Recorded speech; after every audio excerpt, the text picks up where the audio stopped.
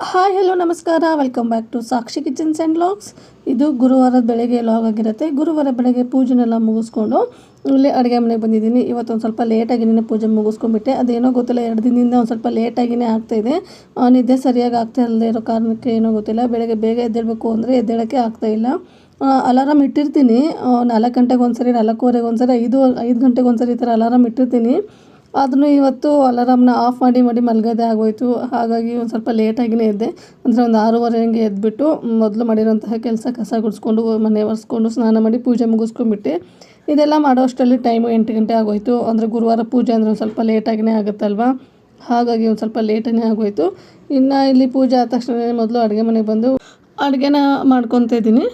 ಮಕ್ಕಳಿಗೇನು ಕಳಿಸಿರಲಿಲ್ಲ, ಯಾಕಂದರೆ ಲೇಟ್ ಆಯಿತು ಅವತ್ತು ಅಡುಗೆ ಮಾಡೋದು. ನಾನೇ ಹೋಗ್ಬಿಟ್ಟು ಕಳಿಸಿದ್ರೆ ಆಯಿತು ಅಂತೇಳ್ಬಿಟ್ಟು ಲೇಟಾಗಿಯೇ ಅಡುಗೆ ಮಾಡ್ಕೊತಾ ಇದ್ದೀನಿ. ಅದಲ್ಲದೇ ರೊಟ್ಟಿ ಮಾಡಬೇಕಾಗಿತ್ತು, ಅದಕ್ಕೆ ಪಲ್ಯ ಹಾಗೆ ಸಾಂಬಾರೆಲ್ಲ ಮಾಡ್ಕೋಬೇಕಾಗಿತ್ತು ಅಂತ ಹೇಳ್ಬಿಟ್ಟು ಒಂದು ಸ್ವಲ್ಪ ಲೇಟಾಗಿಯೇ ಇಲ್ಲಿ ಅಡುಗೆನ ಮಾಡ್ಕೊತಾ ಇದ್ದೀನಿ. ಹಾಗೆ ಇವತ್ತು ಹೀರೆಕಾಯಿ ಹೆಣ್ಗಾಯಿ ಹಾಗೆ ಜೋಳದ ರೊಟ್ಟಿ ಮಾಡೋಣ ಅಂತ ಅಂದ್ಕೊಂಡಿದ್ದೆ. ನಿನ್ನೆ ಹೀರೆಕಾಯಿ ಎಲ್ಲ ತೊಗೊಂಡು ಬಂದುಬಿಟ್ಟಿದ್ದೆ. ಬೆಳಗ್ಗೆ ಅದನ್ನ ಮಸಾಲೆ ರುಬ್ಬಿಟ್ಟು ಇಲ್ಲಿ ಒಗ್ಗರಣೆ ಹಾಕ್ಕೊತಾ ಇದ್ದೀನಿ.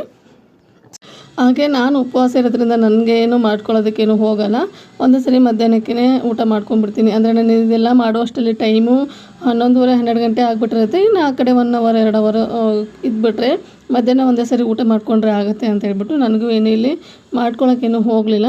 ಅಂದರೆ ಉಪವಾಸ ಇರೋ ದಿನ ನಾನು ಏನು ಮಾಡ್ತೀನಿ ಅಂದರೆ ಬೆಳಗ್ಗೆ ಏನು ತಿನ್ನೋದಕ್ಕೆ ಹೋಗೋದಿಲ್ಲ, ಮಧ್ಯಾಹ್ನ ಒಂದೇ ಸರಿ ಊಟ ಮಾಡ್ಕೊಂಡ್ಬಿಡ್ತೀನಿ. ಹಾಗೆ ನೈಟ್ ಏನು ತಿನ್ನೋದಕ್ಕೆ ಹೋಗೋಲ್ಲ. ಹಾಗಾಗಿ ಇನ್ನು ಬೆಳಗ್ಗೆಯಿಂದ ಹಾಗೆ ಉಪವಾಸ ಇದ್ಬಿಟ್ಟು ನೈಟು ಊಟ ಮಾಡೋದಕ್ಕೆ ಹೋಗ್ತೀವಿ ಅಂದರೆ ಗ್ಯಾಸ್ಟ್ರಿಕ್ ಥರ ಆಗೋಗ್ಬಿಡುತ್ತೆ. ಅದಕ್ಕಂತ ಹೇಳಿ ಮಧ್ಯಾಹ್ನನೇ ನಾನು ಊಟನ ಮುಗಿಸ್ಕೋಬೇಕಾಗಿತ್ತು. ಇನ್ನು ಇಲ್ಲಿ ಪಲ್ಯ ಎಲ್ಲ ಮಾಡಾದಮೇಲೆ ರೊಟ್ಟಿನೂ ಸಹ ಮಾಡ್ತಾಯಿದ್ದೀನಿ. ಈ ವಾರ 3-4 ದಿನ ಆಗಿತ್ತು ರೊಟ್ಟಿನೇ ಮಾಡಿರಲಿಲ್ಲ, ಯಾಕಂದರೆ ಜೋಳ ಎಲ್ಲ ಖಾಲಿ ಆಗಿಬಿಟ್ಟಿತ್ತು. ಊರಿಂದ ತೊಗೊಂಬಂದಿರೋಂತಹ ಜೋಳನ ಕ್ಲೀನ್ ಮಾಡಿ ನಿನ್ನೆ ಹಾಕ್ಸ್ಕೊಂಡು ಬಂದಿದ್ದೆ. ಅದಕ್ಕೆ ಇವತ್ತು ಹೇಗಿದ್ರು ರೊಟ್ಟಿ ಮಾಡೋಣ ಅಂತ ಹೇಳಿ ರೊಟ್ಟಿನ ಮಾಡ್ಕೊತಾ ಇದ್ದೀನಿ. ಹಾಗೆ ನೀವು ಕೇಳ್ಬೋದು, ಡೈಲಿ ರೊಟ್ಟಿ ಮಾಡ್ತಿರಲ್ವ, ನಿಮಗೆ ತಿನ್ನೋದಕ್ಕೆ ಬೇಜಾರಾಗೋದಿಲ್ವಾ ಅಂತ ಹೇಳ್ಬಿಟ್ಟು. ಅದೇನೋ ಗೊತ್ತಿಲ್ಲ, ನಮಗೆ ಮಾತ್ರ ರೊಟ್ಟಿ ಇರಲಿಲ್ಲ ಅಂದರೆ ಊಟ ಮಾಡ್ದಂಗೆ ಅಂತ ಅನ್ಸೋದಿಲ್ಲ. ಇವಾಗ ನೋಡಿ, ಒಂದೊಂದು ಕಡೆ ಒಂದೊಂದು ಥರ. ಈ ಬೆಂಗಳೂರೆಲ್ಲ ಮುದ್ದೆ ಅದೆಲ್ಲ ತಿಂತಾರೆ, ಹಾಗೆ ಚಪಾತಿ ತಿಂತಾರೆ. ಇಲ್ಲ ಒಬ್ಬೊಬ್ಬರು ರೈಸ್ ತಿನ್ನಲಿಲ್ಲ ಅಂದರೆ ಹೊಟ್ಟೆ ತುಂಬ್ದಂಗೆ ಅನಿಸಲ್ಲ ಅಂತಾರೆ ನೋಡಿ.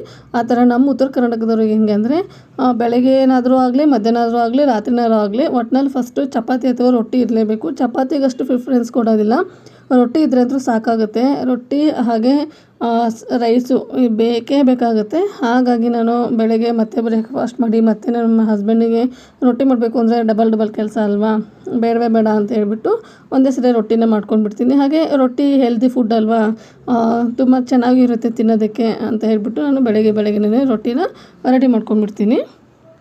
ಹಾಗೆ ಇವತ್ತು ಒಂದು ಸ್ವಲ್ಪ ಸ್ಮೂದೀಸು ಎಲ್ಲ ರೆಸಿಪಿ ಮಾಡೋಣ ಅಂತ ಅಂದ್ಕೊಂಡೆ. ನಾನಿಲ್ಲಿ ರೊಟ್ಟಿ ಹಾಗೆ ಅಡುಗೆ ಎಲ್ಲ ಮುಗಿಸೋ ಅಷ್ಟರಲ್ಲಿ ಕರೆಂಟೇ ಹೋಗ್ಬಿಡ್ತು, ಒಂದು 1/2 hour ಏನೋ ಹೋಗ್ಬಿಟ್ಟಿತ್ತು. ಹಾಗಾಗಿ ನನಗೆ ಅದ್ಯಾವುದೋ ರೆಸಿಪಿನ ಶೇರ್ ಮಾಡೋದಕ್ಕೆ ಆಗಲಿಲ್ಲ. ಎಲ್ಲ ರೆಡಿ ಮಾಡಿ ಇಟ್ಕೊಂಡಿದ್ದೆ. ನನ್ನ ಹಸ್ಬೆಂಡ್ ಏನಂದರೆ ನಾನು ಸ್ನಾನ ಮಾಡಿ ಬಂದಮೇಲೆ ಕುಡಿತೀನಿ, ಆಮೇಲೆ ಮಾಡು ಅಂತ ಅಂದರು. ಇನ್ನು ಅವ್ರು ಬರೋ ಅಷ್ಟರಲ್ಲಿ ಅಡುಗೆನ ಮುಗಿಸ್ಕೊಳ್ಳೋಣ ಅಂತ ಹೇಳ್ಬಿಟ್ಟು ಎಲ್ಲ ಮಾಡಿಕೊಂಡೆ. ಅಷ್ಟರಲ್ಲಿ ಕರೆಂಟೇ ಹೋಗ್ಬಿಡ್ತು. ಇನ್ನು ಅದಾದಮೇಲೆ ಕರೆಂಟ್ ಬಂದಮೇಲೆ ಮಾಡಿಕೊಟ್ಟೆ. ಗಡಿಬಿಡಿಯಲ್ಲಿ ಮಾಡಿರ್ತೀನಲ್ವ, ವೀಡಿಯೋ ಶೂಟ್ ಮಾಡೋದಕ್ಕೂ ಆಗೋದಿಲ್ಲ ಅಂತ ಹೇಳ್ಬಿಟ್ಟು ಅದನ್ನೇನು ಮಾಡೋದಕ್ಕೇನು ಹೋಗಲಿಲ್ಲ. ಇನ್ನೊಂದು ಸರಿ ಯಾವಾಗಾದರೂ ಸ್ಮೂದಿ ರೆಸಿಪಿನ ನಿಮ್ಮ ಜೊತೆಗೆ ಶೇರ್ ಮಾಡ್ತೀನಿ. ಇನ್ನು ಮತ್ತೆ ನನಗೆ ವೀಡಿಯೋನ ಕಂಟಿನ್ಯೂ ಮಾಡೋದಕ್ಕೆ ಆಗಲಿಲ್ಲ, ಯಾಕಂದರೆ ಕೆಲಸಗಳು ಜಾಸ್ತಿ ಇತ್ತು. ಸ್ವಲ್ಪ ಎದ್ದಿರೋದೇ ಲೇಟ್ ಅಲ್ವಾ, ಅಡುಗೆ ಮಾಡಿರೋದು ಲೇಟು. ಇನ್ನು ಅಡುಗೆ ಮನೆ ಕ್ಲೀನಿಂಗ್ ಎಲ್ಲ ಇರುತ್ತೆ. ಹಾಗೆ ನಾನು ಸ್ವಲ್ಪ ಎಡಿಟಿಂಗು ಹಾಗೆ ವಾಯ್ಸ್ ಓವರ್ ಎಲ್ಲ ಕೊಟ್ಕೊಂಡು ವೀಡಿಯೋ ಅಪ್ಲೋಡ್ ಮಾಡೋದೆಲ್ಲ ಇರುತ್ತಲ್ವ. ಹಾಗಾಗಿ ನಾನು ಮತ್ತೆ ವೀಡಿಯೋನ ಕಂಟಿನ್ಯೂ ಮಾಡೋದಕ್ಕೆ ಆಗಲಿಲ್ಲ. ಇನ್ನು ಇದು ಸಂಜೆಯಿಂದ ಮತ್ತೆ ವ್ಲಾಗ್ನ ಕಂಟಿನ್ಯೂ ಮಾಡ್ತಾಯಿದ್ದೀನಿ. ಇನ್ನು ಬೆಳಗ್ಗೆ ನಾನು ಫ್ಲವರ್ನ ತೆಗೆದುಬಿಟ್ಟು ಬೇರೆ ಫ್ಲವರ್ನ ಹಾಕಿರಲೇ ಇಲ್ಲ ಈ ಫ್ಲವರ್ ಪಾಟಿಗೆ.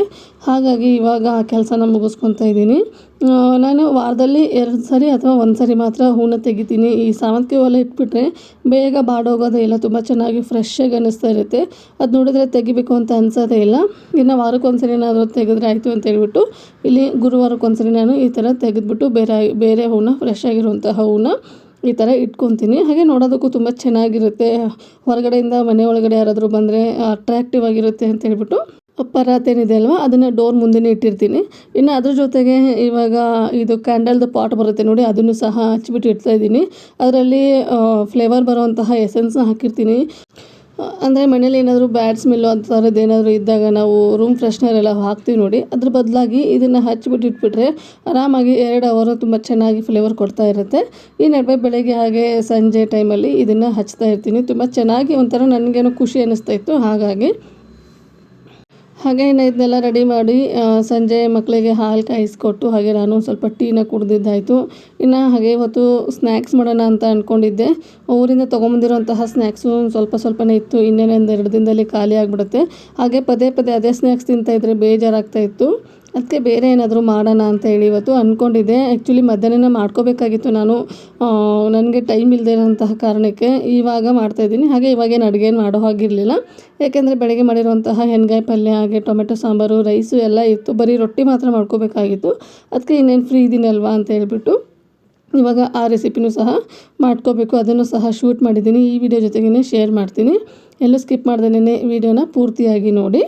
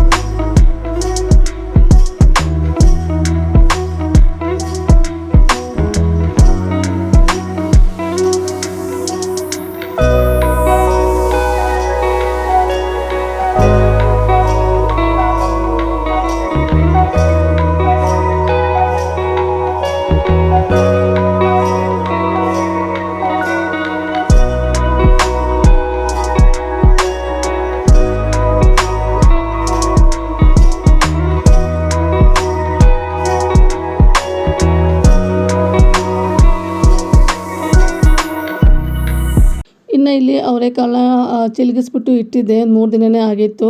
ಇನ್ನು ಏನಾದರೂ ಸಾಂಬಾರು ಅಥವಾ ಏನಾದರೂ ಮಾಡೋಣ ಅಂತ ಅಂದ್ಕೊಂಡೆ ಇದನ್ನು ಚಿಲುಗಿಸಿಟ್ಟಿದ್ದೆ. ಆದರೆ ಸಾಂಬಾರು ಇದೆಲ್ಲ ಮಾಡೋದಕ್ಕೆ ಆಗಿರಲಿಲ್ಲ. ಹಾಗಾಗಿ ಇನ್ನು ಸ್ನ್ಯಾಕ್ಸ್ ಮಾಡಬೇಕಾಗಿತ್ತಲ್ವ, ಇದರಿಂದನೇ ಮಿಕ್ಚರ್ನ ಮಾಡಿದರೆ ಆಯಿತು ಅಂತ ಇವತ್ತು ಮಿಕ್ಚರ್ನ ಮಾಡ್ತಾಯಿದ್ದೀನಿ. ಹಾಗೆ ಒಂದು ಸ್ವಲ್ಪ ಜಾಸ್ತಿ ತೇವ ಅನ್ನಿಸ್ತಾ ಇತ್ತು. ಹಾಗಾಗಿ ಈ ಥರ ಒಂದು ನ್ಯಾಪ್ಕಿನ್ ಮೇಲೆ ಹಾಕಿಬಿಟ್ಟು ಸ್ವಲ್ಪ ಆರಾಕಿದ್ದೀನಿ. ಅಂದರೆ ಒಂಚೂರು ಡ್ರೈ ಆದರೆ ನಾವು ಡ್ರೈ ಫ್ರೈ ಮಾಡುವಾಗ ಜಾಸ್ತಿ ಟೈಮ್ ತೊಗೊಳ್ಳಲ್ಲ ಅಂತ ಹೇಳ್ಬಿಟ್ಟು ಈ ಥರ ಆರಾಕಿಟ್ಟಿದ್ದೀನಿ. ಇನ್ನು ಹಾಗೆ ಇಲ್ಲಿ ಪಕ್ಕದಲ್ಲಿ ಟೀನೂ ಸಹ ಮಾಡೋಕ್ಕಿಟ್ಟಿದ್ದೆ. ಅದ್ರ ಜೊತೆಗೇನೆ ಮಿಕ್ಚರ್ ಮಾಡೋದಕ್ಕೆ ಏನೇನು ಬೇಕು ನೋಡಿ ಅದನ್ನು ಸಹ ಇಲ್ಲಿ ನೀಟಾಗಿ ಒಂದೇ ಹತ್ರನೇ ಜೋಡಿಸ್ಕೊತಾ ಇದ್ದೀನಿ.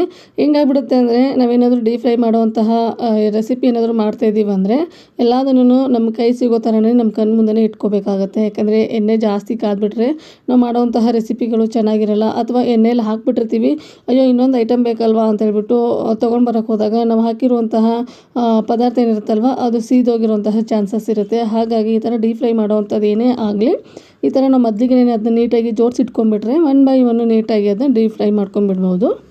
ಇನ್ನು ನಾನಿಲ್ಲಿ 1 kg ಆಗೋಷ್ಟು ಚಿಲ್ಕರ್ವೆನ ತೊಗೊಂಡು ಬಿಡಿಸಿಟ್ಟಿದ್ದೆ ಅಲ್ವಾ, ಅದು ಒಂದು 3/4 kg ಆಗಿತ್ತು. 3/4 kg ಆಗೋಷ್ಟು ಏನೇನು ಬೇಕು ನೋಡಿ ಅದನ್ನೆಲ್ಲ ನೀಟಾಗಿ ಈ ಥರ ರೆಡಿ ಮಾಡಿ ಇಟ್ಕೊಂಡಿದ್ದೀನಿ. ಅಂದರೆ ಶೇಂಗಾ ಹಾಗೆ ಹುರ್ಗಡ್ಲೆ ಬೆಳ್ಳುಳ್ಳಿ ಇದೆಲ್ಲ ಬೇಕಲ್ವ, ಅದನ್ನು ನೀಟಾಗಿ ರೆಡಿ ಮಾಡಿ ಇಟ್ಕೋಬೇಕಾಗತ್ತೆ. ಹಾಗೆ ನಾವು ಯಾವುದರಿಂದ ತೆಗಿತೀವಿ ನೋಡಿ ಡೀಪ್ ಫ್ರೈ ಮಾಡೋವಂತಹ ಐಟಮ್ಸ್ನ ಅದನ್ನು ಸಹ ನಾನಿಲ್ಲಿ ಹತ್ತಿರದಲ್ಲೇ ಇಟ್ಕೊತಾ ಇದ್ದೀನಿ.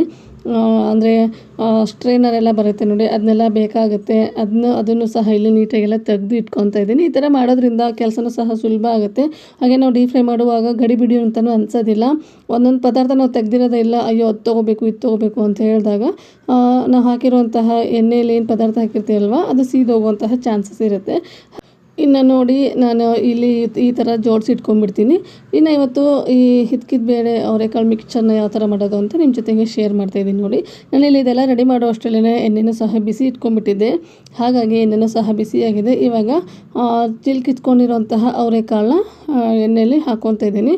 ಹಾಗೆ ನಾವಿಲ್ಲಿ ಈ ಥರ ಡೀಪ್ ಫ್ರೈ ಮಾಡಬೇಕಾದ್ರೆ ಎಣ್ಣೆನ ಕಡಿಮೆನೇ ಹಾಕ್ಕೊಳ್ಳಿ. ಯಾಕಂದರೆ ಅವರೆಕಾಯಿ ಹಸಿ ಇರೋದ್ರಿಂದ ಎಣ್ಣೆಯಲ್ಲಿ ಹಾಕಿದಾಗ ಎಣ್ಣೆ ಪೂರ್ತಿಯಾಗಿ ಉಬ್ಬಿ ಬಂದುಬಿಡುತ್ತೆ. ನಾವು ಮೊದಲಿಗೆ ಎಣ್ಣೆ ಜಾಸ್ತಿ ಹಾಕ್ಕೊಂಡ್ಬಿಟ್ರೆ ಕೆಳಗಡೆ ಚೆಲ್ಲೋಗ್ಬಿಡುತ್ತೆ. ಹಾಗಾಗಿ ಸ್ವಲ್ಪ ಅರ್ಧಕ್ಕೇ ಹಾಕ್ಕೊಳ್ಳಿ. ಹಾಗೆ ಬಾಣಲಿನ ಸ್ವಲ್ಪ ದೊಡ್ಡದಾಗಿರೋಂತಹ ಬಾಣಲಿನ ತೊಗೊಳ್ಳಿ. ಇವಾಗ ನಾನಿಲ್ಲಿ 1 ಬ್ಯಾಚು ಅವರೆಕಾಳನ್ನ ನೀಟಾಗಿ ಹಾಕ್ಕೊಂಡು ಡೀಪ್ ಫ್ರೈ ಮಾಡ್ಕೊತಾ ಇದ್ದೀನಿ. ಇದು 1 ಬ್ಯಾಚು ಅವರೆಕಾಳು ಬೇಯೋದಕ್ಕೆ ಸುಮಾರಾಗಿ ಒಂದು 7ರಿಂದ 8 ನಿಮಿಷನಾದರೂ ಬೇಕಾಗುತ್ತೆ. ಅರ್ಜೆಂಟ್ ಮಾಡಿಕೊಂಡು ಡೀಪ್ ಫ್ರೈ ಮಾಡೋದಕ್ಕೆ ಹೋಗಬೇಡಿ. ನಿಧಾನಕ್ಕೆ ಆದರೂ ಪರವಾಗಿಲ್ಲ, ಕ್ರಿಸ್ಪಿ ಆಗೋ ಥರ ನೀವಿಲ್ಲಿ ಡೀಪ್ ಫ್ರೈನ ಮಾಡ್ಕೋಬೇಕಾಗತ್ತೆ. ಇವಾಗ ನೋಡ್ತಿರ್ಬೋದು ನೀವು ಒಂದು 7ರಿಂದ 8 ನಿಮಿಷ ಆದಮೇಲೆ ಯಾವ ಥರ ಬಂದಿದೆ ಅಂತ ಹೇಳ್ಬಿಟ್ಟು. ಹಾಗೆ ಹಾಕಿರುವಂತಹ ಅವರೆಕಾಯಿ ಎಲ್ಲ ಮೇಲ್ಗಡೆ ನೀಟಾಗಿ ನೀಟಾಗಿ ತೇಲಿ ಬಂದಿದೆ, ಹಾಗೆ ಬಬಲ್ಸ್ ಎಲ್ಲ ಕಡಿಮೆ ಆಗಿದೆ. ಈ ಥರ ಬಬಲ್ಸ್ ಎಲ್ಲ ಕಡಿಮೆ ಆದಮೇಲೆ ನಾವು ಈ ಅವರೆಕಾಳನ್ನ ತೆಗಿಬೇಕಾಗುತ್ತೆ, ಡೀಪ್ ಫ್ರೈ ಮಾಡಿರುವಂತಹ ಅವರೆಕಾಳನ್ನ. ಹಾಗೆ ನಾವು ಅವರೆಕಾಳನ್ನ ಫ್ರೈ ಮಾಡುವಾಗ ಹೈ ಟು ಮೀಡಿಯಮ್ ಫ್ಲೇಮಲ್ಲಿ ಡೀಪ್ ಫ್ರೈನ ಮಾಡ್ಕೊಳ್ಳಿ. ತೀರಾ ಹೈ ಫ್ಲೇಮಲ್ಲಿ ಇಟ್ಕೊಳ್ಳೋಕೆ ಹೋಗಬೇಡಿ, ತೀರಾ ಲೋ ಫ್ಲೇಮಲ್ಲಿ ಇಟ್ಕೊಳ್ಳೋಕೆ ಹೋಗಬೇಡಿ. ಯಾಕಂದರೆ ಒಂದೊಂದು ಎಳೆದಾಗಿರುತ್ತೆ ಅವರೆಕಾಯಿ, ಅಥವಾ ಒಂದೊಂದು ದಪ್ಪದಾಗಿ ಬಲ್ತಿರೋ ಥರ ಇರುತ್ತೆ. ಎಳೆದಾಗಿರೋಂಥದ್ದು ಏನಾಗ್ಬಿಡುತ್ತೆ ಅಂದರೆ ಹೈ ಫ್ಲೇಮ್ ಇಟ್ಟಾಗ ಸೀದೋಗ್ಬಿಟ್ಟಿರುತ್ತೆ. ಹಾಗಾಗಿ ಮೀಡಿಯಮ್ ಟು ಹೈ ಫ್ಲೇಮಲ್ಲಿ ಇಟ್ಕೊಂಡು ನೀವು ಇದನ್ನ ಡೀಪ್ ಫ್ರೈ ಮಾಡ್ಕೋಬೇಕಾಗುತ್ತೆ. ಫಸ್ಟಿಗೆ ನಾವು ಹಾಕಿದಾಗ ಹೈ ಫ್ಲೇಮಲ್ಲೇ ಇರಲಿ, ಇನ್ನು ಮಿಡಲಲ್ಲಿ ಫ್ರೈ ಮಾಡುವಾಗ ಒಂದು ಸ್ವಲ್ಪ ಲೋ ಫ್ಲೇಮಲ್ಲಿ ಇಟ್ಕೊಂಡು ಮೀಡಿಯಮ್ ಫ್ಲೇಮಲ್ಲಿ ಇಟ್ಕೊಂಡು ನೀವು ಇದನ್ನು ಫ್ರೈ ಮಾಡ್ಕೊಳ್ಳಿ. ಆವಾಗ ಎರಡೂ ಸಹ ನೀಟಾಗಿ ಫ್ರೈ ಆಗುತ್ತೆ. ಇನ್ನು ಎಲ್ಲದನ್ನು ಸಹ ನಾನು ಒಂದೇ ಥರನೇ ಫ್ರೈ ಮಾಡಿಕೊಂಡು ತೊಗೊಂಬಂದು ಇಟ್ಕೊಂಡಿದ್ದೀನಿ. ಇನ್ನು ಇವಾಗ ಇಲ್ಲಿ ಶೇಂಗಾನ ಡೀಪ್ ಫ್ರೈ ಮಾಡ್ಕೊತಾ ಇದ್ದೀನಿ. ನಾನಿಲ್ಲಿ 1 kg ಆಗುವಂತಹ ಅವರೆಕಾಯಿ ತೊಗೊಂಡಿದ್ದೆ, ಅದಕ್ಕೆ 1 ಕಪ್ ಆಗೋಷ್ಟು ಶೇಂಗಾನ ತೊಗೊತಾ ಇದ್ದೀನಿ. ನೀವಿಲ್ಲಿ ಹೆಚ್ಚು ಕಡಿಮೆನೂ ಸಹ ಮಾಡ್ಕೋಬೋದು. ಹಾಗೆ ಇಲ್ಲಿ ಶೇಂಗಾನು ಸಹ ನೀಟಾಗಿ ಡೀಪ್ ಫ್ರೈ ಮಾಡಿಕೊಂಡು ತೆಗಿತಾ ಇದ್ದೀನಿ. ಈ ಥರ ಸ್ಟ್ರೈನರಿಂದ ತೆಗೆದು ಹಾಕ್ಕೊಂಡ್ಬಿಟ್ರೆ ತೆಗೆಯೋಂತಹ ಕಷ್ಟ ಇರೋಲ್ಲ ಅಂತ ಹೇಳ್ಬಿಟ್ಟು ಈ ಥರ ನಾನು ಡೀಪ್ ಫ್ರೈನ ಮಾಡ್ಕೊತಾ ಇದ್ದೀವಿ. ಡೈರೆಕ್ಟಾಗಿ ಎಣ್ಣೆಲೇ ಹಾಕ್ಕೊಂಡು ಡೀಪ್ ಫ್ರೈ ಮಾಡ್ಕೊಂಡ್ಬಿಡ್ಬೋದು. ಎಣ್ಣೆ ಜಾಸ್ತಿ ಹೀಟಾಗಿರುತ್ತೆ ನೋಡಿ, ಹಾಕಿದ ತಕ್ಷಣವೇ ಶೇಂಗಾ ಅನ್ನೋದು ಸೀದೋಗ್ಬಿಟ್ಟಿರುತ್ತೆ. ಹಾಗಾಗಿ ಈ ಥರ ಏನಾದರೂ ಸ್ಟ್ರೈನರ್ ಇದ್ದರೆ ಈ ಥರ ಡೀಪ್ ಫ್ರೈ ಮಾಡ್ಕೊಳ್ಳಿ, ಈಸಿನೂ ಆಗುತ್ತೆ, ಹಾಗೆ ಬೇಗನೂ ಸಹ ಫ್ರೈ ಆಗುತ್ತೆ, ತೆಗೆಯೋದಕ್ಕೂ ಸಹ ಸುಲಭ ಆಗುತ್ತೆ. ಹಾಗಾಗಿ ಇನ್ನು ಇಲ್ಲಿ ಶೇಂಗಾನು ಸಹ ಡೀಪ್ ಫ್ರೈ ಮಾಡಿಕೊಂಡು ಅದರಲ್ಲಿರುವಂತಹ ಎಣ್ಣೆನ ನೀಟಾಗಿ ಇಲ್ಲಿ ಶೋಧಿಸ್ಕೊಂಡು ಹಾಕ್ಕೊತಾ ಇದ್ದೀನಿ. ಇನ್ನು ಇದ್ರ ಜೊತೆಗೇ ಹುರಿಗಡ್ಲೆನೂ ಅಷ್ಟೇ ನಾನು 1 ಕಪ್ ಆಗುವಷ್ಟು ಹುರಿಗಡ್ಲೆನ ತೊಗೊಂಡಿದ್ದೀನಿ. ಹುರಿಗಡ್ಲೆನೂ ಅಷ್ಟೇ ನೀಟಾಗಿ ಫ್ರೈ ಮಾಡ್ಕೋಬೇಕಾಗುತ್ತೆ. ಹುರಿಗಡ್ಲೆನ 1-2 ನಿಮಿಷ ಮಾತ್ರ ಫ್ರೈ ಮಾಡ್ಕೊಳ್ಳಿ, ಯಾಕಂದರೆ ಆಲ್ರೆಡಿ ಅದು ಹುರಿದ್ಬಿಟ್ಟೆ ತೆಗೆದಿರ್ತೀವಲ್ವ, ಜಾಸ್ತಿ ಎಣ್ಣೆಯಲ್ಲಿದ್ದರೆ ಕಪ್ಪಗಾಗ್ಬಿಡುತ್ತೆ. ಹಾಗಾಗಿ 1-2 ನಿಮಿಷ ನೀವು ಎಣ್ಣೆಯಲ್ಲಿ ಹಾಕ್ಬಿಟ್ಟು ತೆಗೆದುಬಿಟ್ರೆ ಅದೇ ಬಿಸಿಗೆ ಅದು ಫ್ರೈ ಆಗುತ್ತೆ. ಹಾಗಾಗಿ ಇನ್ನು ಇದಾದ ನಂತರ ಇದನ್ನು ಸಹ ನೀಟಾಗಿ ಎಣ್ಣೆನ ಶೋಧಿಸ್ಕೊಂಡು ಹಾಕ್ಕೊತಾ ಇದ್ದೀನಿ. ಈ ಥರ ಮಾಡೋದ್ರಿಂದ ನೋಡಿ ಒಂಚೂರು ಎಣ್ಣೆ ಎಲ್ಲೂ ಇರೋದಿಲ್ಲ. ಹಾಗೆ ನೀಟಾಗಿ ಈ ಥರ ಜಾಡಿಸ್ಬಿಟ್ಟು ತೊಗೊಂಡ್ಬಿಟ್ರೆ ಎಣ್ಣೆ ಅನ್ನೋದು ಪೂರ್ತಿಯಾಗಿ ಅಲ್ಲೇ ಉಳ್ಕೊಂಡ್ಬಿಡುತ್ತೆ. ನಾವೇನು ಡೀಪ್ ಫ್ರೈ ಮಾಡಿರ್ತೀವಲ್ಲ ಆ ಪದಾರ್ಥ ಮಾತ್ರ ಮೇಲ್ಗಡೆ ಉಳಿದಿರುತ್ತೆ. ಇನ್ನು ಇದನ್ನು ಸಹ ನಾನು ಒಂದೇ ಸ್ಟ್ರೈನರ್ಗೆ ಹಾಕ್ಕೊತಾ ಇದ್ದೀನಿ. ಅದಾದ ನಂತರ ಇಲ್ಲಿ ಅವಲಕ್ಕಿನೂ ಸಹ ತೊಗೊಂಡಿದ್ದೀನಿ. ಅವಲಕ್ಕಿನೂ ಅಷ್ಟೇ 1 ಕಪ್ ಆಗೋಷ್ಟು ಅವಲಕ್ಕಿನ ತೊಗೊಂಡಿದ್ದೀನಿ. ಇಲ್ಲಿ ಅವಲಕ್ಕಿನ ನಾನು 2 ಬ್ಯಾಚಾಗಿ ಡೀಪ್ ಫ್ರೈ ಮಾಡ್ಕೊತಾ ಇದ್ದೀನಿ. ಎಲ್ಲ ಒಂದೇ ಸರಿ ಹಾಕ್ಕೊಂಡ್ಬಿಟ್ರೆ ನೀಟಾಗಿ ಫ್ರೈ ಆಗೋದಿಲ್ಲ. ಹಾಗೆ ನಾವು ಅವಲಕ್ಕಿನ ಫ್ರೈ ಮಾಡುವಾಗ ನೀವೇನಾದರೂ ಡೈರೆಕ್ಟಾಗಿ ಬಾಣಲಿಗೆ ಹಾಕಿ ಫ್ರೈ ಮಾಡ್ತಾ ಇದ್ದೀವಿ ಅಂದರೆ 1 ಬ್ಯಾಚು ಹಾಕಿದಾಗ ಹೈ ಫ್ಲೇಮಲ್ಲೇ ಫ್ರೈ ಮಾಡಿಕೊಂಡು ನೀಟಾಗಿ ತೆಗೆದುಬಿಡಿ. ಅದಾದ ನಂತರ ಸ್ಟವ್ನ ಆಫ್ ಮಾಡಿ ಒಂದು 5 ನಿಮಿಷ ಬಿಟ್ಬಿಟ್ಟು ಮತ್ತೆ ಎಣ್ಣೆನ ಬಿಸಿ ಮಾಡಿಬಿಟ್ಟು ಹಾಕ್ಕೊಳ್ಳಿ. ಆವಾಗ ನೀಟಾಗಿ ಅವಲಕ್ಕಿ ಅನ್ನೋದು ಫ್ರೈ ಆಗಿರುತ್ತೆ. ಇವಾಗ ನೋಡ್ತಾ ಇರ್ಬೋದು ನೀವು, ಅವಲಕ್ಕಿ ಸಹ ನೀಟಾಗಿ ಫ್ರೈ ಆಗಿದೆ. ಹಾಗೆ ಅವಲಕ್ಕಿ ಅದರಲ್ಲಿರುವಂತಹ ಎಣ್ಣೆನೂ ಸಹ ಈ ಥರ ನೀಟಾಗಿ ಶೋಧಿಸ್ಬಿಟ್ಟು ಹಾಕ್ತಾಯಿದ್ದೀನಿ. ಇನ್ನು ಇದಾದ ನಂತರ 1 ಕೊಬ್ಬರಿನೂ ಸಹ ಸೇಮ್ ಪ್ರೊಸೀಜರಲ್ಲೇ ಡೀಪ್ ಫ್ರೈ ಮಾಡ್ಕೊತಾ ಇದ್ದೀನಿ. 1 ಕೊಬ್ಬರಿ ಎಲ್ಲ ಫ್ರೈ ಆಗೋದಕ್ಕೇನು ಜಾಸ್ತಿ ಟೈಮ್ ಏನು ತೊಗೊಳ್ಳೋದಿಲ್ಲ. ಹಾಗಾಗಿ ಇದನ್ನು ಸಹ 1-2 ನಿಮಿಷ ನಾವು ಎಣ್ಣೆಯಲ್ಲಿ ಹಾಕ್ಬಿಟ್ಟು ತೆಗೆದುಬಿಟ್ರೆ ಸಾಕಾಗುತ್ತೆ. ಅದೇ ಬಿಸಿಗೆನೇ 1 ಕೊಬ್ಬರಿನೂ ಸಹ ಫ್ರೈ ಆಗಿಬಿಡುತ್ತೆ. ನಾವು ಜಾಸ್ತಿ ಫ್ರೈ ಮಾಡ್ಕೊಂಡ್ಬಿಟ್ರೆ ಸೀದೋಗುವಂತಹ ಚಾನ್ಸಸ್ ಇರುತ್ತೆ. ಹಾಗಾಗಿ ಇವಾಗ ನೋಡಿ 1 ಕೊಬ್ಬರಿನೂ ಸಹ ನೀಟಾಗಿ ಫ್ರೈ ಆಗಿದೆ. ಹಾಗೆ ಇನ್ನು ಇಲ್ಲಿ ಕರಿಬೇವನ್ನ ಸೇರಿಸ್ಕೊತಾ ಇದ್ದೀನಿ. ಕರಿಬೇವನ್ನ ಅಷ್ಟೇ ಇದೇ ಥರನೇ ನೀಟಾಗಿ ಕ್ರಿಸ್ಪಿ ಆಗೋ ಥರ ಡೀಪ್ ಫ್ರೈ ಮಾಡ್ಕೋಬೇಕಾಗತ್ತೆ. ಸ್ವಲ್ಪ ಜಾಸ್ತಿನೇ ತೊಗೊಳ್ಳಿ, ಕರಿಬೇವು ಹೆಲ್ತಿಗೂ ಸಹ ತುಂಬ ಒಳ್ಳೆಯದಲ್ವ. ಹಾಗಾಗಿ ಇನ್ನು ಕರಿಬೇವನ್ನ ನಾನು ನೀಟಾಗಿ ಡೀಪ್ ಫ್ರೈ ಮಾಡಿಕೊಂಡು ಅದೇ ಸ್ಟ್ರೈನರ್ಗೆ ಸೇರಿಸ್ಕೊತಾ ಇದ್ದೀನಿ. ಹಾಗೆ ಇಲ್ಲಿ ಒಂದು 3 ಗೆಡ್ಡೆ ಬೆಳ್ಳುಳ್ಳಿನ ಸಿಪ್ಪೆ ತೆಗೆದಿನೇ ಹಾಕ್ಕೊಂಡಿದ್ದೀನಿ. ಅಂದರೆ ನಾಟಿ ಗೆಡ್ಡೆ ಬೆಳ್ಳುಳ್ಳಿ ಇದು. ಹಾಗಾಗಿ ನಾನು ಇಲ್ಲಿ ಸಿಪ್ಪೆ ಏನೂ ತೆಗೆದಿಲ್ಲ, ಸಿಪ್ಪೆನ ಸಮೇತ ಇಲ್ಲಿ ಹಾಕ್ಕೊಂಡಿರೋಂತಹ ಬೆಳ್ಳುಳ್ಳಿನೂ ಸಹ ನೀಟಾಗಿ ಕ್ರಿಸ್ಪಿ ಆಗೋ ಥರ ಡೀಪ್ ಫ್ರೈ ಮಾಡಿಕೊಂಡು ಇಲ್ಲಿ ಸ್ಟವ್ ಆಫ್ ಮಾಡಿ ಒಣಮೆಣ್ಸಿನ್ಕಾಯಿನ ಫ್ರೈ ಮಾಡ್ಕೊತಾ ಇದ್ದೀನಿ. ಎಣ್ಣೆ ಹೀಟ್ ಇರುತ್ತಲ್ವೇ, ಅದೇ ಎಣ್ಣೆನೇ ಸಾಕಾಗುತ್ತೆ. ಹಾಗಾಗಿ ಇನ್ನು ಇಲ್ಲಿ ಎಲ್ಲ ಡೀಪ್ ಫ್ರೈ ಆದ ನಂತರ ಒಂದು ಮಿಕ್ಸಿಂಗ್ ಬೌಲ್ ತೊಗೊಂಡಿದ್ದೀನಿ. ಮಿಕ್ಸಿಂಗ್ ಬೌಲಿಗೆ ನಾವೇನೆಲ್ಲ ಡೀಪ್ ಫ್ರೈ ಮಾಡಿ ಇಟ್ಕೊಂಡಿರ್ತೀವಿ ನೋಡಿ ಪದಾರ್ಥಗಳನ್ನ, ಅದನ್ನು ಸೇರಿಸ್ಕೊತಾ ಇದ್ದೀನಿ. ನೋಡಿ ಯಾವ ಥರ ಕಾಣ್ತಾ ಇದೆ ಅಂತ. ಇನ್ನು ಇದಕ್ಕೆ ನಾವು ಸ್ಪೈಸಸ್ನ ಸೇರಿಸ್ಕೋಬೇಕಾಗತ್ತೆ. ಹಾಗಾಗಿ ನಾನಿಲ್ಲಿ 1 ಸ್ಪೂನ್ ಆಗುವಷ್ಟು ಅಚ್ಕಾರದ ಪುಡಿನ ಸೇರಿಸ್ಕೊತಾ ಇದ್ದೀನಿ. ಹಾಗೆ ಒಂದು 1/4 ಸ್ಪೂನ್ ಆಗುವಷ್ಟು ಅರಶಿನ ಪುಡಿ, ಹಾಗೆ ರುಚಿಗೆ ತಕ್ಕಷ್ಟು ಉಪ್ಪನ್ನ ಸೇರಿಸ್ಕೊತಾ ಇದ್ದೀನಿ. ಒಂದು ಸ್ವಲ್ಪ ಬಿಸಿ ಇರುತ್ತಲ್ವ, ಈ ಟೈಮಲ್ಲೇ ನಾವು ಸೇರಿಸ್ಕೊಂಡ್ಬಿಡ್ಬೋದು. ಇಲ್ಲ ನಮಗೆ ಈ ಥರ ಬೇಡ ಅಂದರೆ ನೀವು ಜೀರಿಗೆ, ಸಾಸಿವೆ ಅದೆಲ್ಲ ಒಂದು ಸ್ವಲ್ಪ ಒಗ್ಗರಣೆ ಹಾಕ್ಕೊಂಡು ಸಹ ಮಾಡ್ಕೋಬೋದು. ಈ ಮಂಡಕ್ಕಿ ಚೂಡ ಎಲ್ಲ ಮಾಡ್ತೀವಲ್ಲ ಆ ಥರನೂ ಸಹ ಮಾಡ್ಕೋಬೋದು. ನಾನೇನಿಲ್ಲಿ ಆ ಥರ ಏನೂ ಮಾಡೋದಕ್ಕೆ ಹೋಗಲಿಲ್ಲ. ಇದರಲ್ಲೂ ಎಣ್ಣೆ ಇರುತ್ತೆ, ಹಾಗೆ ಎಲ್ಲ ಡೀಪ್ ಫ್ರೈ ಮಾಡಿರೋದ್ರಿಂದ ಸ್ವಲ್ಪ ಮೇಲ್ಗಡೆ ಈ ಥರ ಹಾಕ್ಬಿಟ್ರೆ ಸಾಕಾಗುತ್ತೆ ಅಂತ ನಾನಿಲ್ಲಿ ಈ ಥರನೇ ಮಾಡ್ಕೊತಾ ಇದ್ದೀನಿ. ಹಾಗೆ ರುಚಿಗೆ ತಕ್ಕಷ್ಟು ಉಪ್ಪನ್ನ ಸೇರಿಸ್ಕೊಂಡು ಇಲ್ಲಿ ನೀಟಾಗಿ ಮಿಕ್ಸ್ ಮಾಡ್ಕೊತಾ ಇದ್ದೀನಿ. ನನಗೆ ಇಲ್ಲಿ ಸ್ಪೂನಿಂದ ಅಷ್ಟಾಗಿ ಕಂಫರ್ಟಬಲ್ ಆಗಲ್ಲ ಅಂತ ಹೇಳ್ಬಿಟ್ಟು ನಾನು ಇಲ್ಲಿ ಕೈಯಿಂದನೇ ನೀಟಾಗಿ ಮಿಕ್ಸ್ ಮಾಡಿಕೊಂಡೆ. ಇನ್ನು ಇಲ್ಲಿ ಇದೆಲ್ಲ ಆದಮೇಲೆ ಒಂದು ಸ್ವಲ್ಪ ಟೇಸ್ಟ್ ಮಾಡಿ ನೋಡಿ, ನೀವು ಏನಾದರೂ ಉಪ್ಪು ಹಾಗೆ ಖಾರ ಏನಾದರೂ ಕಡಿಮೆ ಅಂತ ಅನಿಸಿದ್ರೆ ನೀವಿಲ್ಲಿ ಇನ್ನೊಂದು ಸ್ವಲ್ಪ ಉಪ್ಪು ಖಾರನ ಹಾಕ್ಕೋಬೋದು. ನಾನಿಲ್ಲಿ ನನ್ನ ಮಗನಿಗೆ ಕೊಟ್ಟಾಗ ನನ್ನ ಮಗ ಹೇಳ್ದ, ಅಮ್ಮ ಒಂದು ಸ್ವಲ್ಪ ಚಾಟ್ ಮಸಾಲ ಹಾಕು, ಇನ್ನೂ ಟೇಸ್ಟ್ ಚೆನ್ನಾಗಿರುತ್ತೆ ಅಂತ ಹೇಳ್ದ. ಹಾಗಾಗಿ ಇಲ್ಲಿ ಒಂದು ಅರ್ಧ ಸ್ಪೂನ್ ಆಗುವಷ್ಟು ಚಾಟ್ ಮಸಾಲನ ಸೇರಿಸ್ಕೊತಾ ಇದ್ದೀನಿ. ಜಾಸ್ತಿ ಏನು ಸೇರಿಸ್ಕೊಳ್ಳೋಕೆ ಹೋಗ್ಬಿಡಿ. ಅಂದರೆ ಇಲ್ಲಿ ಅಂಗಡಿಯಿಂದ ತೊಗೊಂಡು ಬಂದಾಗೆಲ್ಲ ಟೇಸ್ಟ್ ಕೊಡುತ್ತೆ ನೋಡಿ, ಅದೇ ಥರ ಟೇಸ್ಟ್ ಕೊಡ್ತಾಯಿತ್ತು ನಾನು ಒಂದು ಸ್ವಲ್ಪ ಟೇಸ್ಟ್ ಮಾಡಿದಾಗ. ಹಾಗಾಗಿ ಇನ್ನೆಲ್ಲ ಚಾಟ್ ಮಸಾಲೆ ಎಲ್ಲ ಹಾಕ್ಬಿಟ್ಟು ನೀಟಾಗಿ ಮಿಕ್ಸ್ ಮಾಡಿ ಇಟ್ಕೊಂಡ್ಬಿಟ್ರೆ ರೆಡಿ ಆಯಿತು ನೋಡಿ. ಸಖತ್ ಟೇಸ್ಟಿಯಾಗಿರುತ್ತೆ ಮಿಕ್ಸ್ಚರ್ ಮಾತ್ರ. ನನಗಂತೂ ತುಂಬಾ ಇಷ್ಟ ಆಯಿತು. ಅದರಲ್ಲೂ ಈ ಥರ ಕಾಳುಗಳಿಂದ ಮಾಡಿರೋದಾದರೆ ತುಂಬಾ ಇಷ್ಟಪಟ್ಟು ತಿಂತಾರೆ ಮಕ್ಕಳು ಸಹ. ನಾನಿಲ್ಲಿ 1 kg ಅವರೆಕಾಳನ್ನ ತೊಗೊಂಡ್ಬಿಟ್ಟು ಚಿಲಗಿಸ್ಬಿಟ್ಟು ಇಟ್ಟಿದ್ದೆ. ಅದು 3/4 kg ಆಗಿತ್ತು ಅಷ್ಟೇ. ಡೀಪ್ ಫ್ರೈ ಮಾಡಿದಾಗ ಇನ್ನೂ ಕಡಿಮೆ ಆಗೋಯಿತು. ನೋಡಿದಾಗ ಅಯ್ಯೋ ಇನ್ನೊಂದು ಸ್ವಲ್ಪ ತೊಗೊಂಡ್ಬಂದು ಮಾಡ್ಕೋಬೇಕಾಗಿತ್ತಲ್ವ ಅಂತ ಅನ್ನಿಸ್ತಾ ಇತ್ತು. ಅದು ಡೀಪ್ ಫ್ರೈ ಮಾಡುವಾಗ ಫ್ಲೇವರ್ ಎಲ್ಲ ತುಂಬ ಚೆನ್ನಾಗಿ ಬರ್ತಾಯಿತ್ತು. ನನಗೆ ಮಾತ್ರ ತುಂಬಾ ಇಷ್ಟ ಆಯಿತು. ಹಾಗೆ ಇವಾಗ ನೋಡ್ತಾ ಇರ್ಬೋದು ನೀವು ಯಾವ ಥರ ಕಾಣ್ತಾ ಇದೆ ಅಂತ ಹೇಳ್ಬಿಟ್ಟು, ಫುಲ್ ಕಲರ್ಫುಲ್ಲಾಗಿ ಹಾಗೆ ತುಂಬ ಚೆನ್ನಾಗಿ ಕಾಣ್ತಾ ಇದೆ. ಇನ್ನು ಸೀಸನ್ ಮುಗಿಯೋದ್ರಲ್ಲೇ ಒಂದು ಸರಿನಾದರೂ ಈ ಥರ ಮಿಕ್ಸ್ಚರ್ನ ಮಾಡಿಬಿಟ್ಟು ಟೇಸ್ಟ್ ಮಾಡಿ ನೀವು ಸಹ. ಸೂಪರ್ ಟೇಸ್ಟಿಯಾಗಿರುತ್ತೆ. ಎಲ್ಲಾದರೂ ಟ್ರಾವೆಲಿಂಗ್ ಮಾಡುವಾಗ ಅಥವಾ ಟೀ ಕಾಫಿ ಜೊತೆಗೆ ಏನಾದರೂ ಸ್ನ್ಯಾಕ್ಸ್ ಇಲ್ಲದೆ ಇರೋಂತಹ ಟೈಮಲ್ಲಿ ಈ ಥರ ಸ್ನ್ಯಾಕ್ಸ್ನ ತಿನ್ಬೋದು. ತುಂಬ ಚೆನ್ನಾಗಿರುತ್ತೆ. ಇನ್ನು ಇದೆಲ್ಲ ಮಾಡಿ ಅದೆಲ್ಲ ತೊಗೊಂಡಿರೋಂತಹ ಬೌಲ್ಸ್ ಅದೆಲ್ಲ ಏನಿರುತ್ತಲ್ವ ಅದನ್ನು ಸಹ ಇಲ್ಲಿ ನೀಟಾಗಿ ಒರೆಸ್ಕೊಂಡ್ಬಿಟ್ಟು ಇಟ್ಕೊತಾ ಇದ್ದೀನಿ. ಹಾಗೆ ಡೀಪ್ ಫ್ರೈ ಮಾಡಿರೋಂತಹ ಎಣ್ಣೆನ ಶೋಧಿಸ್ಕೋಬೇಕಾಗಿತ್ತು. ಹಾಗಾಗಿ ಇಲ್ಲಿ ಈ ಟೀ ಸ್ಟ್ರೈನರ್ ಬರುತ್ತಲ್ವ ಅದಕ್ಕೆ ಟಿಶ್ಯೂನ ಹಾಕಿಬಿಟ್ಟು ಅದರೊಳಗಡೆ ಈ ಥರ ಎಣ್ಣೆನ ಹಾಕಿಬಿಟ್ರೆ ಮೇಲ್ಗಡೆ ಗಲೀಜೆಲ್ಲ ಏನಿರುತ್ತಲ್ವ ಅದು ಟಿಶ್ಯೂ ಪೇಪರಲ್ಲೇ ಕೂತ್ಕೊಳ್ಳುತ್ತೆ. ಎಣ್ಣೆ ತಿಳಿಯಾಗಿರುವಂತಹ ಎಣ್ಣೆ ನೀಟಾಗಿ ಬರುತ್ತೆ ಅಂತ ಹೇಳ್ಬಿಟ್ಟು ಈ ಥರ ಮಾಡಿ ಇಟ್ಕೊತಾ ಇದ್ದೀನಿ. ಇನ್ನು ನಾನು ತೊಗೊಂಡಿರೋಂತಹ ಬೌಲು ಹಾಗೆ ಚಿಕ್ಕ ಚಿಕ್ಕದು ಪ್ಲೇಟ್ಸ್ ಎಲ್ಲ ಏನಿದೆ ಅಲ್ವಾ ಅದನ್ನು ಈ ಥರ ಡ್ರೈ ಆಗಿನೇ ನೀಟಾಗಿ ಕ್ಲೀನ್ ಮಾಡ್ಕೊಂಡು ಇಟ್ಕೊಂಡ್ಬಿಡ್ತೀನಿ. ಯಾಕಂದರೆ ನಾನಿಲ್ಲಿ ಮಸಾಲ ಪದಾರ್ಥ ಎಲ್ಲ ಹಾಕಿದ್ದೆ ನೋಡಿ. ಅಂದರೆ ಉಪ್ಪು, ಅರಿಶಿನ, ಖಾರ ಹಾಗೆ ಶೇಂಗಾ ಅದೆಲ್ಲ ಹಾಕಿದ್ದೆ ನೋಡಿ. ಅದೇನು ಡ್ರೈ ಐಟಮ್ಸ್ ಇತ್ತಲ್ವ, ಹಾಗಾಗಿ ಇದನ್ನು ಇದೇ ಥರನೇ ನೀಟಾಗಿ ಡ್ರೈ ಆಗಿನೇ ಇಲ್ಲಿ ಒರೆಸಿ ಇಟ್ಕೊತಾ ಇದ್ದೀನಿ. ಇದಕ್ಕೆ ನೀರೇನು ಬೇಕಾಗಲ್ಲ. ಹಾಗಾಗಿ ಇನ್ನು ಇದೆಲ್ಲ ಆದ ನಂತರ ಬೆಳಗ್ಗೆ ಮಾಡಿರುವಂತಹ ರೈಸು ಹಾಗೆ ಸಾಂಬಾರು ಪಲ್ಯ ಏನಿತ್ತಲ್ವ, ಇಲ್ಲಿ ಪಲ್ಯ ಹಾಗೆ ಸಾಂಬಾರನ್ನೆಲ್ಲ ಬಿಸಿ ಇಟ್ಕೋಬೇಕಾಗಿತ್ತು. ಅದನ್ನು ಸಹ ಇಲ್ಲಿ ಬಿಸಿ ಮಾಡಿದ್ದಾಯಿತು. ಇನ್ನು ಮತ್ತೆ ನೈಟು ರೊಟ್ಟಿ ಮಾಡಬೇಕಾಗಿತ್ತು. ನಾನೇನು ಊಟ ಮಾಡೋ ಹಾಗಿರಲಿಲ್ಲ. ನಮ್ಮ ಅಣ್ಣ ಮಾತ್ರ ಊಟ ಮಾಡಬೇಕಾಗಿತ್ತಲ್ವ. ಇನ್ನು ಅವ್ನ ಮಕ್ಕಳಿಗೂ ಅವನಿಗೂ ಆಗೋ ಥರ ಒಂದು 6 ರೊಟ್ಟಿ ಮಾಡಿದ್ರಾಯಿತು ಅಂತ ಇಲ್ಲಿ ರೊಟ್ಟಿಗೆ ಹಿಟ್ಟನ್ನ ಕಲಿಸ್ಕೊತಾ ಇದ್ದೆ. ಹಾಗೆ ಪಕ್ಕದಲ್ಲೇ ಸಾಂಬಾರನ್ನೇ ಬಿಸಿ ಇಟ್ಟಿದ್ದೆ. ನಾನಿಲ್ಲಿ ಹಿಟ್ಟನ್ನ ಜರಡಿ ಹಿಡಿಯುವಾಗ ಸಾಂಬಾರು ಉಕ್ಕಿ ಚೆಲ್ಬಿಟ್ಟಿತ್ತು. ಗ್ಯಾಸೆಲ್ಲ ಗಲೀಜಾಗಿಬಿಟ್ಟಿತ್ತು. ಇನ್ನು ಅದರಲ್ಲೇ ರೊಟ್ಟಿ ಮಾಡಿಬಿಟ್ರೆ ಮತ್ತೆ ಗ್ಯಾಸ್ನ ನೀಟಾಗಿ ಕ್ಲೀನ್ ಮಾಡ್ಕೋಬೇಕಾಗುತ್ತೆ. ಹಾಗೆ ಅದು ಕಪ್ಪಗಾಗ್ಬಿಟ್ಟಿರುತ್ತೆ. ಹಾಗಾಗಿ ಇಲ್ಲಿ ಅವಾಗಿಂದವಾಗಲೇ ಅದನ್ನು ಸಹ ಕ್ಲೀನ್ ಮಾಡ್ಕೊಂಡಿದ್ದಾಯಿತು. ಇನ್ನು ಇಲ್ಲಿ ರೊಟ್ಟಿನೂ ಸಹ ಮುಗಿಸ್ಕೊತಾ ಇದ್ದೀನಿ. ಬಿಸಿ ಬಿಸಿಯಾಗಿರುವಂತಹ ಈ ಥರ ಹಂಚಿನ ಮೇಲೆ ರೊಟ್ಟಿ ಮಾಡಿಕೊಟ್ರೆ ನನಗೆ ಮಾತ್ರ ತುಂಬಾ ಇಷ್ಟ ಆಗುತ್ತೆ. ಅದೇ ಥರನೇ ಇವತ್ತು ನಮ್ಮ ಅಣ್ಣಂಗೂ ನನ್ನ ಮಕ್ಕಳಿಗೂ ಅದೇ ಥರನೇ ಮಾಡಿಕೊಟ್ಟೆ. ಅವರು ಸಹ ತುಂಬ ಇಷ್ಟಪಟ್ಟು ತಿಂದರು. ಈ ಥರ ಮೆತ್ತಗಿರುವಂತಹ ರೊಟ್ಟಿಗೆ ಹಾಗೆ ಉಬ್ಬಿ ಬಂದಿರುತ್ತಲ್ವ, ಈ ಥರ ರೊಟ್ಟಿಗೆ ಒಂದು ಸ್ವಲ್ಪ ಮೇಲುಗಡೆ ತುಪ್ಪನೋ ಅಥವಾ ಬೆಣ್ಣೆನೋ ಚಟ್ನಿ ಹಾಕೊಂಡು ತಿಂತಾಯಿದ್ರೆ ಸೂಪರ್ ಆಗಿರುತ್ತೆ. ಯಾರೆಲ್ಲ ಈ ಥರ ರೊಟ್ಟಿನ ಟೇಸ್ಟ್ ಮಾಡಿದ್ದೀರಿ ಅಂತ ನನಗೆ ಕಮೆಂಟ್ ಸೆಕ್ಷನಲ್ಲಿ ಕಮೆಂಟ್ ಮಾಡಿ ತಿಳಿಸಿ. ಹಾಗೆ ಇವತ್ತಿನ ವ್ಲಾಗ್ನ ಇಲ್ಲಿಗೆ ಎಂಡ್ ಮಾಡ್ತಾಯಿದ್ದೀನಿ. ನಾನು ಮಾಡಿರುವಂತಹ ವ್ಲಾಗು, ನಾನು ಮಾಡಿರುವಂತಹ ರೆಸಿಪಿ ನಿಮಗೆ ಯಾವ ಥರ ಅನ್ನಿಸ್ತು ಅಂತ ಪ್ಲೀಸ್ ಕಮೆಂಟ್ ಸೆಕ್ಷನಲ್ಲಿ ಕಮೆಂಟ್ ಮಾಡಿ ತಿಳಿಸಿ.